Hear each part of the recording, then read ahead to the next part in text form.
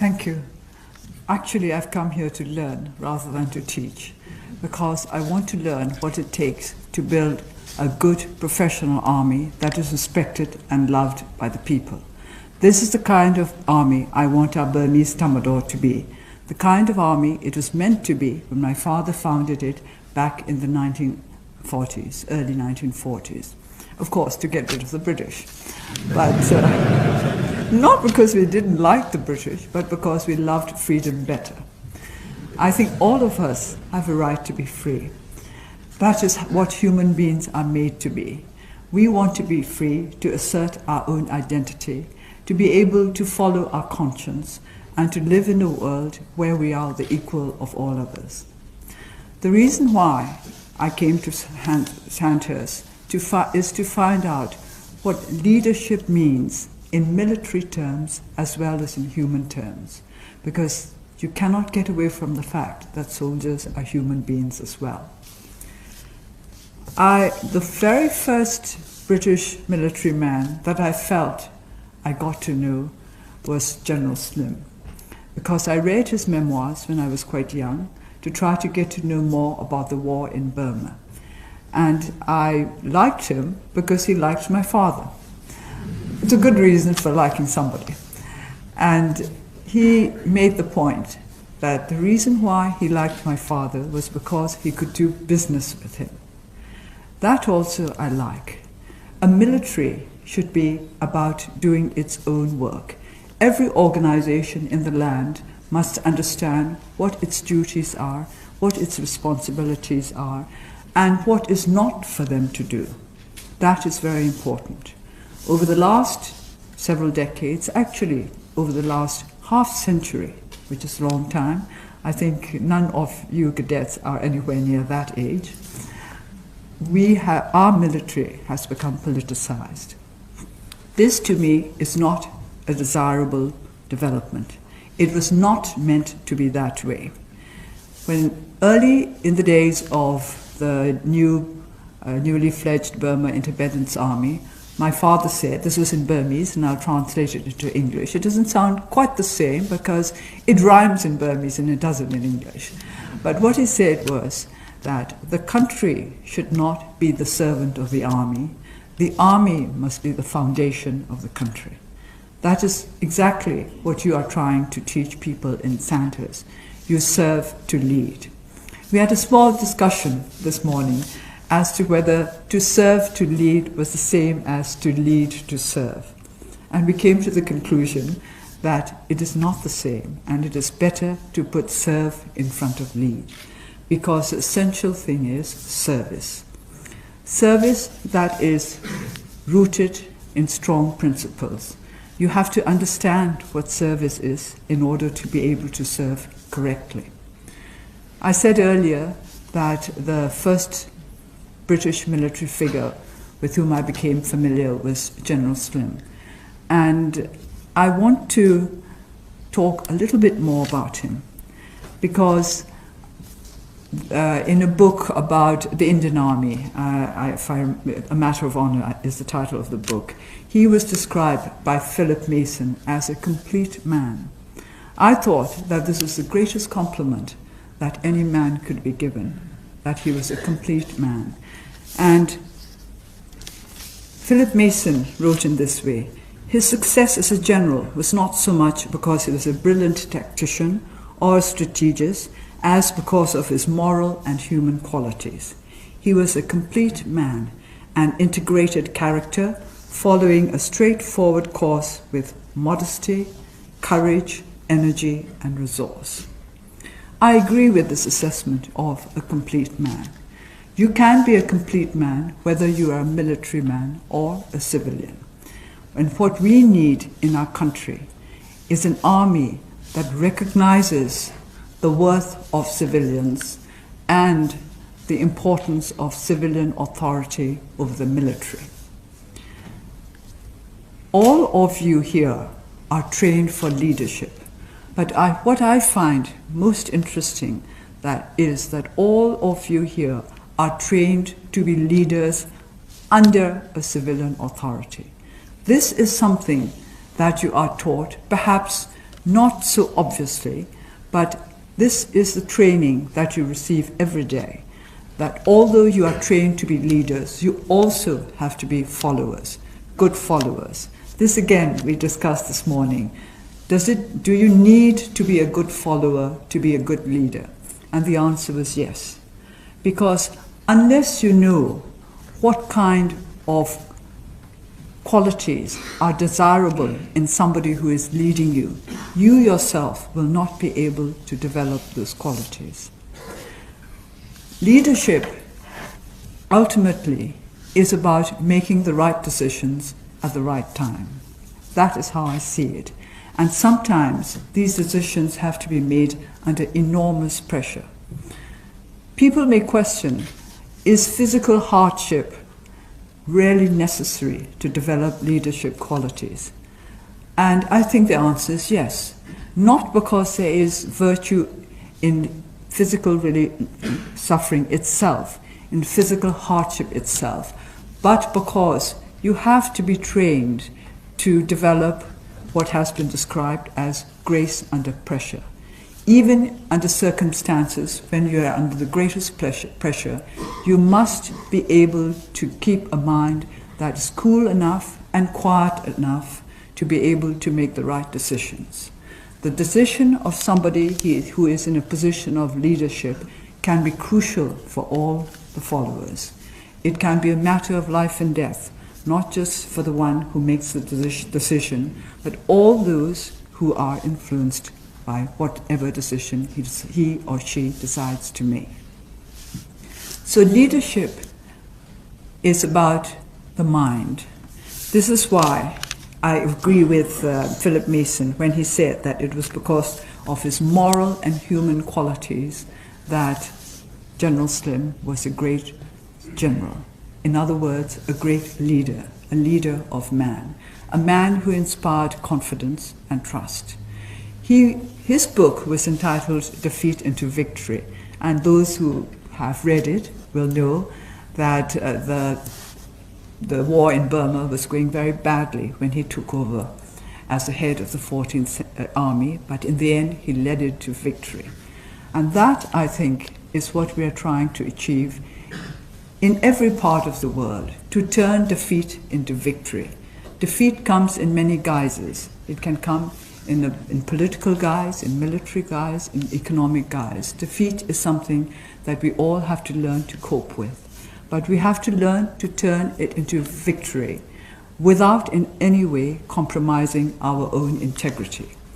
Victory at any price is not what a good leader strives for. Victory with his honor or her honor, as well as the honor of those who have trusted her or trusted him, intact. So leadership for me means service in the sense of always putting one's followers ahead of one, in front of one. They are the ones who really matter, not you yourself, who may be in a position of leadership, but whose worth will be decided only by what he or she manages to achieve for those who have accepted his or her leadership. I do not quite know whether all of you feel the same as I do about the necessary leadership qualities of our world, of which the army is only a part. Military men do not make up the whole world. Armies do not make up the whole world. They are just part of our world. And whether you like it or not, they are an essential part of our world. I myself have a great affection for the army. This has exposed me to much criticism, especially after decades of suffering under military dictatorship. Our people and those who support the movement of democracy are sometimes upset when I say that I have great affection for our army and also great hopes for it. But it is right that we should have respect and affection for an institution that is intended to be selfless. Selfless, I believe, is the core word for armies and for leaders. others before oneself. It's not for oneself that one should lead. That is why we say serve to lead. When General David Richards visited Burma a few months ago, we met him at the legislature, and a question was put to him: do the British people love their army? And he said yes. And he said very proudly that according to the polls, the British people admired the army more than they admired doctors and the medical profession. And then he was asked why. And his answer started with, because you were seen as selfless. He said, we are seen as selfless. We sacrifice ourselves for people. And he added, not just for our own people, but for people anywhere in the world who might be in need of protection and of the kind of military defense that would give them more secure and fulfilling lives. So selfless is at the core of an honorable and respected army. And that is what I want the army of my country to be. And this is what mainly I have come to find out from you, to learn from you who are learning to serve, to lead. What do you think is needed to make an army that for decades has held political power understand that there is nothing more honorable than a professional army which is interested not in political power but in helping to uphold the will of the people as expressed through the democratic institutions. Burma is starting out on the road to democracy, but we are just starting out. We are nowhere near there as yet. There are many changes that need to be made, and we want our army to be active in a positive manner in bringing about these changes, the changes that will make our country into the kind of nation where we can all feel safe and secure. Burma is a nation of many peoples. The United Kingdom only had to deal with the Welsh and the Irish and the Scots. We have many more than that. This is a great problem, especially as some of our ethnic nationalities took up arms decades ago, and we have yet to achieve a nationwide ceasefire. And a ceasefire is just the first step towards the kind of political settlement that will bring lasting peace to our country. So my presence here is one simply based on my desire to learn from you, not to teach you anything, because I do not think I have much to teach you, but I do hope that we will be able to exchange views and share our ideas of what it takes to build a world that is secure and at peace. In a sense, we were discussing over lunch that the new type of military is the one that tries to do itself out of a jaw, because you want to get at the roots of conflict, to get at all those problems that lead to conflict and to eliminate them. And of course, if there were no conflict, there would be no need for armies. But it is very encouraging and very interesting for me to know how much you are doing in order to try to eliminate the reasons for conflict. That is what an honorable army should do. You should be there to defend people, to step in when it's necessary, but not to aggravate conflict or to encourage conflict in any way, but to deal with the conflicts that, to deal with the problems that conflicts inflict on our world. It has always been a matter of interest to me that the ancient Greeks seem to have respected their heroes more than the gods. And it seems to me the main reason was because heroes were mortal, and therefore they sacrificed a lot more in following their conscience and in trying to protect the people whom they wish to protect than the gods who were immortal and invulnerable. When Ulysses was given the choice either to remain a captive of a goddess or to go back to his own country, he chose to go back because he said he wanted to live fully like a man, and he was prepared to accept mortality rather than to be an immortal and not meet the challenges which any human being, any brave human being, should be prepared to meet. So, like Ulysses, I think we are all on a journey, a voyage throughout life, as mortals, and we have to live as mortals as best we can, and to fulfill our own potential as mortals as best we can.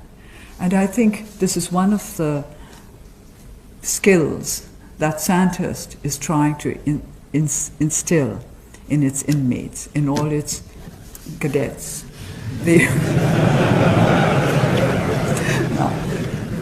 But by the way, I must say that before I came here, I wondered whether Sandhurst was really a modern institution or not. But when I found that it was well heated, I decided it was. If it was still kept as cold as it was in the 19th century, then it has not modernized. So, as we proceed throughout life, I would like all of you to question what you think life is all about, because one day it'll come to an end for all of us. And what do you want to look back on? What kind of life would you like to say you have led?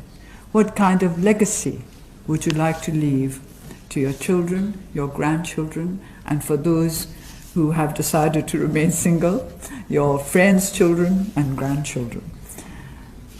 What is it that makes it worthwhile to be a human being? I think this is one of the questions that we all need to answer if we are to be able to serve, to lead. Because only if you know what you want as a human being, what your aspirations are as a human being, will you be able to fulfill the aspirations of others. And a good leader is one who should be able to bring out the best in her followers or the best or his followers. And to bring out the best in each individual, you have to understand of what he might or she might be capable, and to respect it, and to know how to nurture it. A good leader is one who knows how to nurture. Nurturing is very important. Is it possible to turn people into leaders in 44 weeks? This is a question I ask myself, and I'm sure all of you will be able to provide better answers than I can, because I'm certainly not going to go through 44 weeks of the sort of experiences you're going through. I've no desire to do so. I think 15 years under house arrest is rather easier. But I do want to know what it takes, what you think it takes. I discussed the selection process, which I understand is very important, which means that there are people who have greater leadership qualities than others. What these qualities are, I wonder what your opinion is compared to the opinion of those who recruited you. What are the qualities that you think make you fit to be leaders? Because leaders have to have confidence in themselves, which is not the same as vanity, which is not the same as egoism. But unless you have confidence in yourself, nobody else can have confidence in you. Unless you are able to lead yourself, you will not be able to lead other people. So it's control. You have to be able to control yourself before you can control others. I read that a commander during the Second World War said, when he started out, when the war started out, and they started taking in civilians, he thought that those who would make the best soldiers were the ones who were familiar with with such jobs as engineering or who were used to rough lives. But he said he discovered that in fact poets made better soldiers in some ways than engineers or athletes. That poets were the ones that he could best rely on for the most dangerous missions. And from that he came to the conclusion that the best kind of soldiers had three qualities: a quiet mind, sufferance, and a sense of the ridiculous. Now I think the last is extremely important. But a quiet mind goes back to what I said earlier about decision making. Under the most trying circumstances, you have to be able to keep your mind controlled enough and quiet enough to make the right decisions for yourself as well as for other people. Because that's what a leader has to do. Always others first.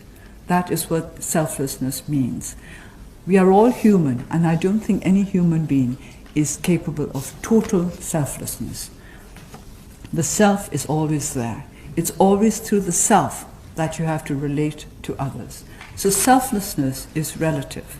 Selflessness means recognizing that the self is there, but putting it behind those for whom you hold responsibility.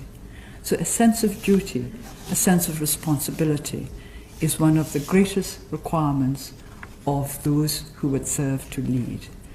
This has to be the guiding principle. But you also have to have the mental and physical skills to be able to put this sense of responsibility to work. We have a very simple Buddhist idea. This is particularly with the Northern Buddhist sect, that to be a Bodhisattva, that is a savior of beings, you need two qualities. You need wisdom and you need compassion. And this is explained in very simple terms. You may be the most compassionate person in the world, but if you do not have the right kind of wisdom, the right kind of intelligence, you can't save those whom you wish to save. On the other hand, you may be the most intelligent, the wisest person in the world, but if you have no desire, if you do not have the compassion to save others, you will not be able to do so. In a sense, this is true for the military profession as well. You have to have the desire to protect, to defend, to do the best for those whom you are serving. But at the same time, you need the skills and the ability to be able to do so. It's not enough wanting to serve. You have to know how best to serve. And I think this is what you are being taught here. And this is what I would like to hear from you. How you think you are taught to serve those whom you wish to serve. How best you can use your abilities to serve others. I want to leave a lot of time for questions and answers, so I just want to conclude now again by going back to Ulysses. Now this is from the famous poem by Tennyson. I never liked Ulysses when I read about him as a young girl, because I thought he was a bit of a smart aleck and not a bit sly, and I really didn't quite like what he did to the Cyclops, which I didn't think was very kind. But after I read Tennyson's poem, I changed my mind about him, because I saw him in a new light. This was supposed to have been written when he was old, and he had already handed over the reins of his country to his son. And he was thinking about his old comrades. And the ending is well known, and I'm sure most of you know it already, but I hope you will allow me to read it again. We are not now that strength which in old days moved earth and heaven. That which we are, we are. One equal temper of heroic hearts, made weak by time and fate, but strong in will, to strive, to seek, to find, and not to yield. To me, these are the enduring qualities that make for good leadership. Ulysses had been made weak by time, but sometimes you may have been made weak by circumstances, physical disability, other circumstances. But yet the will has to be there. The will to strive, to seek, to find, and not to yield. I'm glad this starts with striving, because that should be an essential part of human endeavor. The desire and the ability to strive for something better. However weak you may be, you can always strive for something better. To seek, to strive to seek, to find. You strive and you seek in order that you may find. So it should not be an empty exercise, but one with a goal. You do have to have ideals, goals.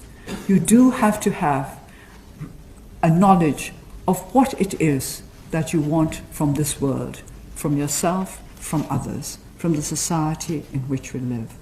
So being a leader, to me, there is not a simple desire to serve, but to know how to serve and to have an idea of what you are serving for, what the ultimate goal is.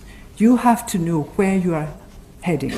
If you don't know where you are heading, how will your followers know where they should go? Those who lead must know where it is that they're heading for, what the ultimate goal is, what they want to achieve, not just for the moment, not just for the next year, not just for the time that they are serving in the military, but for the time, and not even just for the time that they are on this earth, but for the times that are to come. To have a vision that goes beyond your immediate concerns. So to me, ultimately, that is service. A vision that goes beyond your own ultimate concerns, that is meant to benefit mankind, because each and every one of you is part of that body of humankind that makes up our world today. Thank you.